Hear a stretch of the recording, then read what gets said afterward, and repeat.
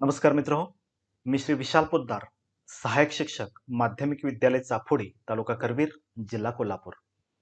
इयत्ता 8वी गणित विषयासाठी त्रिकोणाचे शिरोलंब व लंब संपात बिंदूचे स्थान हा घटक जिओजेब्रा ॲपच्या सहाय्याने आज आपण अभ्यासणार आहोत. सुरुवातीला प्ले स्टोअरवरून जिओजेब्रा जॉमेट्री हे ॲप इन्स्टॉल करून घ्या. हे ॲप ओपन केल्यानंतर याची फर्स्ट स्क्रीन अशी असेल.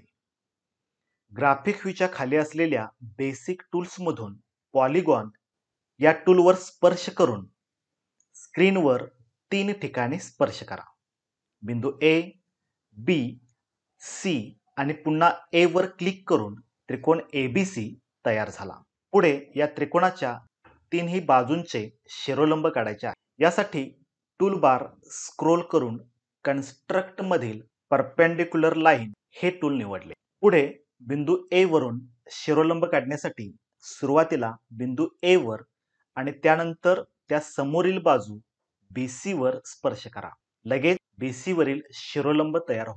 याच पद्धतीने बिंदू B त्याच्या समोरील बाजू AC आणि बिंदू C समोरील बाजू AB वर स्पर्श करून तीनही शिरोलंब तयार केले. आता यांचा छेदनबिंदू म्हणजेच लंब संपात बिंदू मिळवण्यासाठी टूलबार वर स्क्रोल करून मोअर वर स्पर्श करा.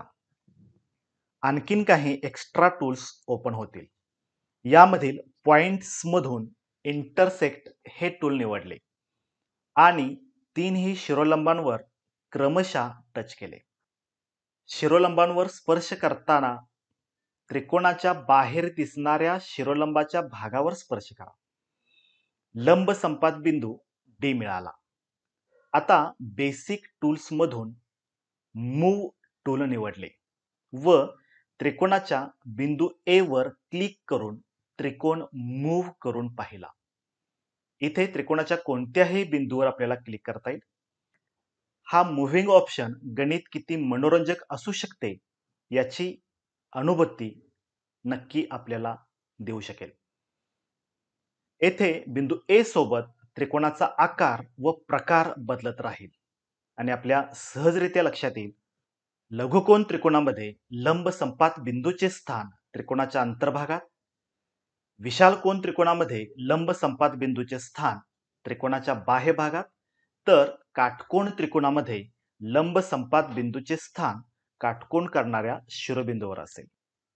अशा पद्धतीनं आपण अगदी मनोरंजकरित्या जिओजेब्रामधून गणिताच्या अनेक संकल्पना सहजरित्या अभ्यासू शकतो.